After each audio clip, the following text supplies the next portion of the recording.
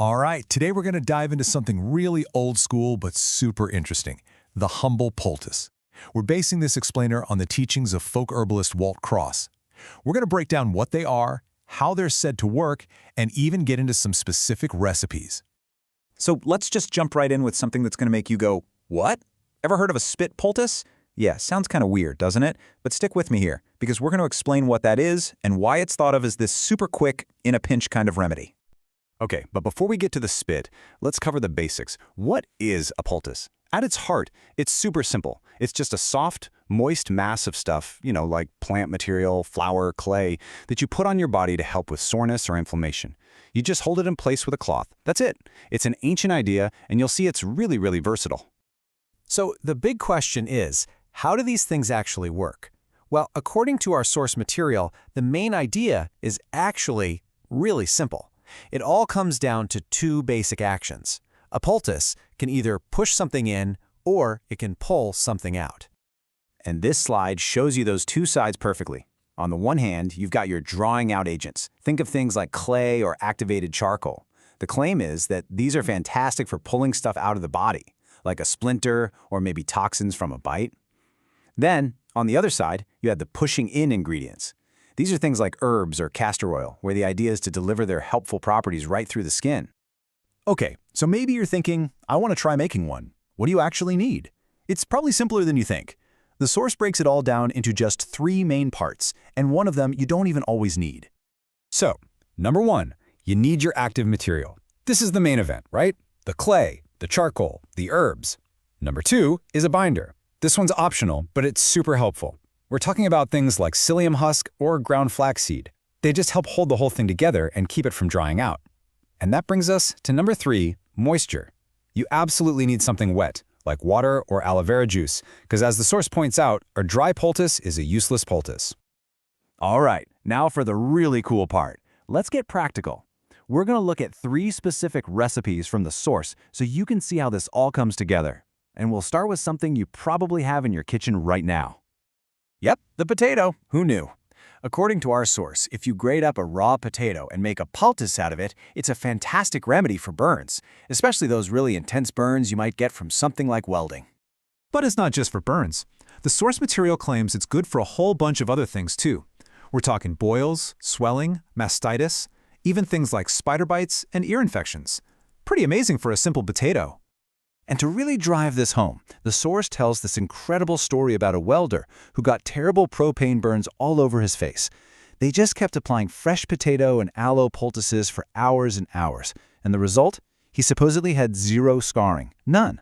The story goes that the doctor said if he'd gone the conventional route, his face would have absolutely been scarred for life. Wow. Okay, next up, cabbage. A cabbage poultice is supposed to be amazing for fighting inflammation, easing pain, and drawing out infections. But there's a really important and kind of funny warning that you need to hear about this one. So people use it for things like varicose veins, bruises, all sorts of stuff. But look at that note at the bottom. This is a direct warning from the source. Do not use red cabbage, only green. Why?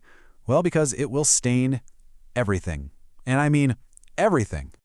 And there's a great story behind this. The speaker talks about this one time with a guy from England. They were out of green cabbage, but they had a red one. He figured, that'll work, right? Wrong. It was a complete mess. Stained sheets, stained pajamas. Don't use red cabbage. You've been warned. Our third and final recipe example is the fig poultice.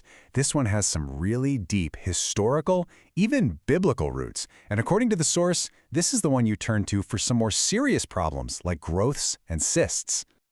And you can see the claimed uses here are pretty serious. We're talking everything from scar tissue and cysts to breast lumps and even cancer. Now, it's really important for me to say here that this explainer is just presenting what's in the source material. It's absolutely not meant to be medical advice. So where does this idea come from? Well, the source actually points straight to the Bible, quoting a passage from Isaiah where a lump of figs is used as a plaster for a boil. It just goes to show you how long this specific remedy has been around. Okay, so we've covered the what and the why. We've seen a few examples. But how do you actually make one? Let's say a simple one from a fresh plant. The source lays it out in 6 really simple steps. And it's super logical when you break it down. First, figure out what you need it for. Then, decide on the herb you're going to use. Estimate how much you'll need. You don't want to run out halfway through. Then you just crush up the leaf or stem to get all those juices flowing, put it on the spot, and wrap it with a bandage to keep it there. Leave it on for up to a few hours, and just put on a fresh one if you need to. Simple as that. Well, this whole process brings up a really big question, and according to the source, it's maybe the most important question. With all the plants and options out there, how in the world do you know which one to use? I mean, really think about it for a second. You could have one expert who swears by a certain herb, and another expert on the other side of the world who recommends something completely different for the exact same problem. So, with all these options, how do you choose? What's the secret? Well, here's the answer straight from the source material. It's simple and direct. The advice is, ask God. And that really shifts the whole thing, doesn't it? It takes it from being about memorizing facts from a book to something based on intuition and faith. And the thinking behind this is pretty clear. The idea is that God would know everything about your specific situation, your body, your problem, what herbs you can actually get your hands on, what you can afford, all of it. And then the most important part of that whole process is that you have to actually listen for the answer.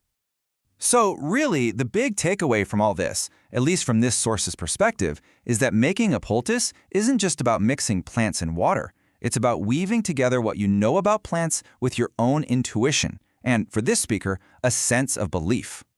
And that kind of leaves us with a big question to chew on, doesn't it? No matter what you're using, whether it's plants or clay or something else, this whole approach makes you wonder, beyond just the physical stuff, what role does our own belief, our own intention, actually play in healing? It's definitely something to think about.